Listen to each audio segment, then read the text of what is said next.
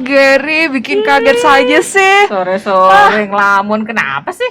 Ngeliatin hijaunya daun itu. Nah, yuk kita pergi. Kemana? Kan hari ini Kak Alicia janji ada satu lagi. Lupa? Iya, emang masih ada satu lagi ya? Ada. Ayo, nanti sebelum dia datang nanti terlambat lagi Yuk, kita. ayo. Halo. Wah, Kak Alicia sudah datang. Selamat sore. Sore, Kak. Kak, Gimana? bener ya? Sekarang Sekarang mau bahas ada satu toko lagi? Iya, tapi kalau setelah Reva sudah menulis lagu, sudah belum? Belum. Wah, gitu Jadi ya. ceritanya Dia sudah tulis lagu Kak, tokek-tokek di dinding. Oh, bukan Reva penciptanya itu. iya, ya udah kali saya ceritain satu lagi tokoh yang ini nggak boleh dilupakan. Nah, tapi nanti setelah ini janji ya Gary sama Reva, ayo dong bergiat untuk menulis lagu yang bagus-bagus pastinya. Saya nggak janji ya Kak ya, saya nggak Ih. bisa. Oke deh. Yaudah, anyway, kita belajar aja satu tokoh ini yang benar-benar nggak boleh dilupakan kalau kita bicara tentang him, yaitu Bapak Charles Wesley. Bapak Charles Wesley, ayo. Bapak Dia orang mana Kak? Charles Wesley. Dia orang Inggris. Dia orang Inggris yang hidupnya di kira-kira abad 18. Dia hidup di tahun 1707 sampai 1788. Nah, yang mungkin kita lebih kenal itu adalah Bapak John Wesley. Siapanya? Bapak John Wesley itu adalah abangnya atau kokonya. Dan John Wesley itu lebih terkenal karena dia adalah pengkhotbah dan pendiri yang namanya gereja Metodis kalau kita tahu. Oh begitu. Iya. Jadi kalau di sini di Indonesia banyak gereja Metodis, pendirinya itu adalah Bapak John Wesley. Dia yang memulai gereja itu atau gerakan itu begitu. Jadi kakaknya khotbah, adiknya tulis lagu. Betul sekali. Jadi kakaknya khotbah, tapi Charles Wesley juga bisa khotbah, tapi dia lebih terkenal di dalam tulisannya, himne yang dia tuliskan begitu. Memangnya banyak himne yang dia tulis? Iya, Ini Kak. salah satu yang banyak sekali, bahkan kalau dihitung-hitung, kalau kemarin Ibu Fanny Crosby ada berapa? 9.000 lebih ya? Iya. Kalau itu kan perempuan, tetapi secara penulis pria yang paling banyak menulis ini Bapak Charles Wesley. Oh, berapa Bapak ribu Charles memangnya? Wesley menuliskan 6.500-an. Wah, itu banyak juga ya, Kak. Iya, dan kalau misalnya kita di gereja ya, kadang-kadang kita kan di gereja ada perayaan apa tuh? Perayaan Natal, Paskah, dan lain-lain ya. Kita pasti bertemu dengan yang namanya himne yang ditulis oleh Bapak Charles Wesley. Misalnya ya, kalau Natal kita ketemu lagu Hark the Herald Angels Sing atau Dengarlah Malak bernyanyi. Itu tulisan Bapak Charles Wesley. Oh gitu. Nah, iya, terus iya. kalau Paskah misalnya kita ketemu ini, Kristus Yesus bangkitlah, haleluya. Itu tulisannya Bapak Charles Wesley. Wah, banyak ya sering dinyanyikan Oh, ternyata. Iya, Karena nggak karena tahu yang ngarang Iya. siapa. karena dia bertujuan itu menulis lagu-lagu itu tujuannya satu. Dia mau ngajarin doktrin atau pengajaran Kristen yang baik untuk orang-orang awam supaya orang awam yang mungkin susah baca Latin atau baca buku-buku teologi yang susah, mereka mendapatkan pengertian yang benar tentang Tuhan melalui nyanyian, melalui bahasa yang gampang dihafal, gampang dimengerti begitu. Tapi bobotnya dalam, pengajarannya dalam dengan disampaikan dengan bahasa yang lebih sederhana, bahkan Iya. dituliskan dengan melodi yang indah sehingga orang nyanyi-nyanyi tapi mereka langsung dapat pengertian begitu. Nyanyi-nyanyi sambil belajar ya Kak ya. Nyanyi sambil belajar begitu. Seandainya pelajaran di sekolah dibuat gitu ya Reva ya. Kita Pelajaran nyanyi di terus. sekolah bisa buat nyanyian. Bisa nggak? Nggak tahu. Itu kita pernah belajar Timur Tenggara, itu kan nyanyian juga. Oh iya Itu bisa metode juga. yang dilakukan oleh mereka dapatkan sebenarnya dari bapak-bapak him itu. Oh. Pakai lagu untuk mengajarkan pengajaran yang penting begitu. Nah, hari ini kita mau belajar satu lagu yang judulnya 1000 Lidah. Ah, Lidah kan cuma satu, Kak. Satu orang punya satu lidah, betul. berarti 1000 orang Reva. Oh, gitu maksudnya. Iya, tapi sebelumnya Kali saya cerita dulu tentang Bapak Charles Wesley ya. Iya. Bapak Charles Wesley ini seperti tadi kita bilang, dia bersama abangnya John Wesley. Mereka itu sama-sama sekolah di sekolah yang ternama di Oxford University. Nah, mereka dari muda, dari keluarganya, bahkan dari kakek neneknya, mereka tuh memang terkenal sebagai keluarga yang pintar-pintar, terpelajar begitu. Nah, sampai kepada Bapak John Wesley dan Charles Wesley, mereka juga studi di Oxford University. Itu sekolah sangat bergengsi pada waktu itu, dan mereka belajar banyak hal. Lalu selain itu, Bapak Charles Wesley dan John Wesley, mereka mendirikan yang namanya Holy Club atau semacam KTB, kelompok tumbuh bersama gitu di kampus mereka. Mereka ajak orang-orang, ikut yuk belajar firman Tuhan bersama-sama, ikut yuk belajar Alkitab bareng-bareng sama kami, begitu. Mereka belajar Alkitab buku demi buku, mereka ajak orang. Salah satu yang mereka ajak juga adalah Bapak George Whitefield. Dia yang adalah pengkhotbah besar saat itu. Nah, waktu mudanya mereka sama-sama berkumpul untuk belajar firman bersama-sama. Begitu. Nah, dari situ mereka mulai dipercayakan satu demi satu pelayanan begitu ya. Lalu mereka banyak belajar Alkitab bersama-sama, memuji Tuhan bersama-sama. Namun karena itu lama-lama menjadi suatu rutinitas, ada masanya Bapak Charles Wesley menjadi down, menjadi kayak Bosan gitu Kak? bosan dan surut pelayanannya begitu kira-kira. Lalu Bisa ya begitu ya. bisa, bahkan dia sebenarnya sudah atau ditahbiskan menjadi pelayan di gereja. Namun ya itu dia merasakan ya pelayanan semacam ini saja, rutinitas saja begitu. Tapi suatu hari dia ikut satu kebaktian yang benar-benar menekankan tentang cinta kasih Tuhan Yesus, menekankan tentang bagaimana Tuhan Yesus itu adalah juru selamat bagi diri kita sendiri, bagi manusia berdosa yang tidak layak. Dan pada saat itu dia merasakan, oh iya ya, Tuhan Yesus begitu mengasihi saya, begitu mengagumkan dan benar-benar mau mati untuk saya. Jadi dia mengalami suatu pembaharuan iman. Dia mengalami suatu pertobatan yang sejati dan dia catat di buku hariannya. Dia mengatakan ini adalah hari pertobatan saya. Gitu. Dari mulai saat itu dia dengan abangnya John Wesley mulai giat pelayanan lagi. Tidak mundur lagi. Pokoknya dimanapun saya bisa memberitakan Injil, saya mau beritakan Injil. Kepada siapapun, baik itu kalangan orang atas maupun orang bawah sekalipun. Pokoknya di mana saja, kapan saja, siapa saja yang saya temui, saya mau beritakan Injil.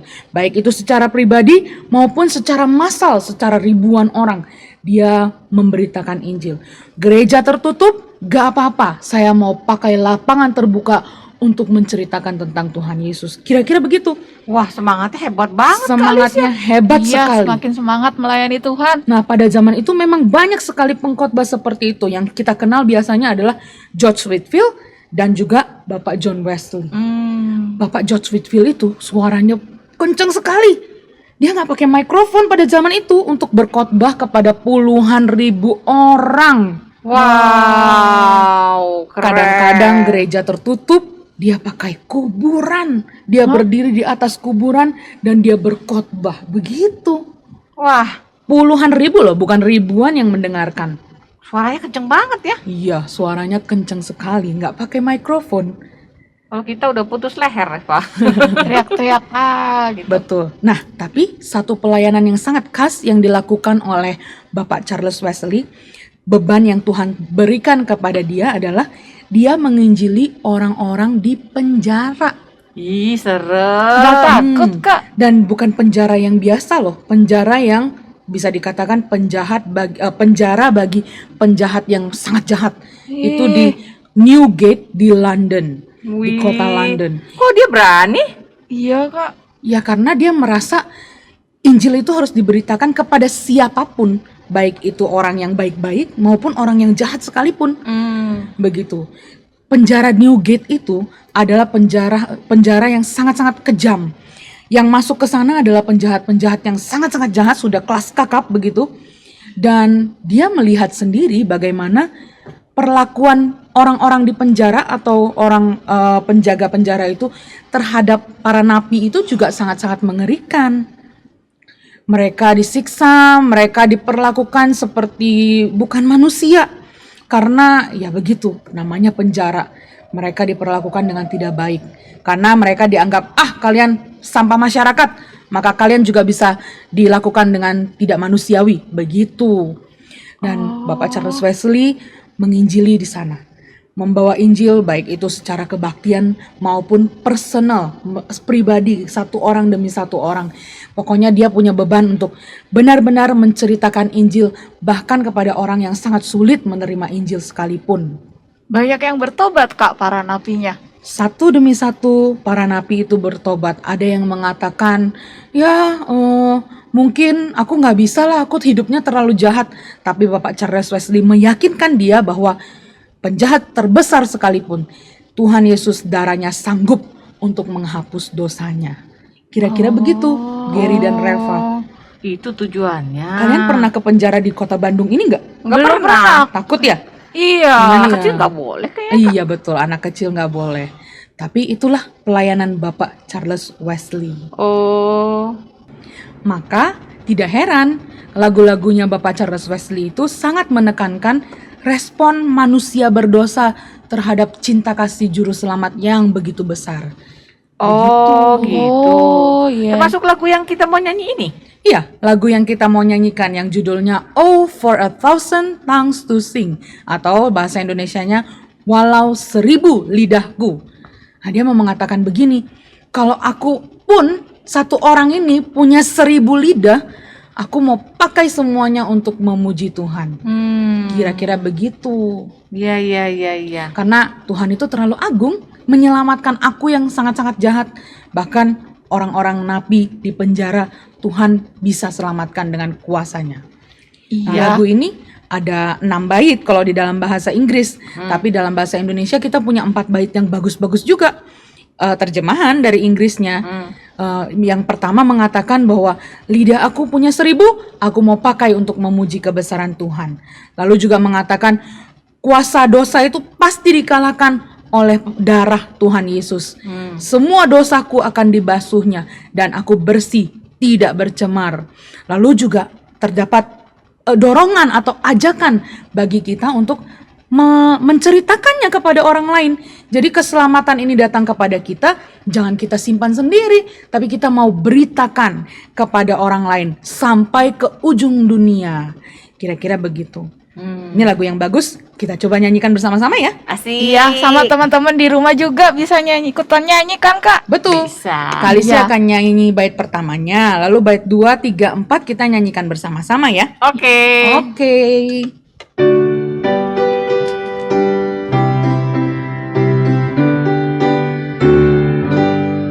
Ribuan lidah bernyanyi memuji Tuhanku, memuji Raja yang mulia dengan hidung merdu.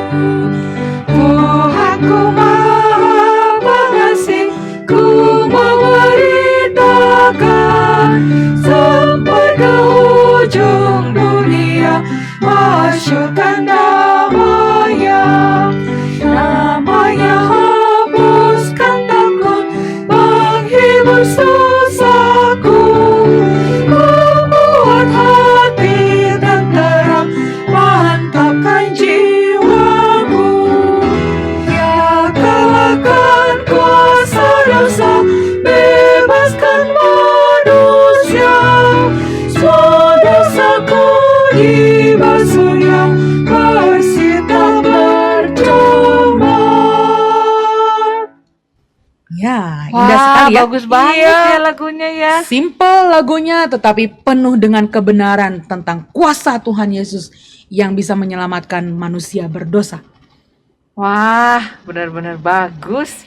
Kita hanya 6 lagu yang kita bahas, tetapi di dalam sejarah kekristenan kita punya warisan yang begitu banyak. Ada satu orang yang menulis sampai 6 ribuan, ada yang nulis sampai 9 ribuan. Itu total sudah berapa? Sudah belasan ribu. Iya. Dan banyak lagi orang yang menulis belasan maupun ratusan maupun ribuan lagu. Bahkan dari zaman itu sampai zaman sekarang masih ada yang menulis lagu untuk memuji Tuhan. Berarti kita punya banyak sekali lagu-lagu yang indah untuk memuji Tuhan.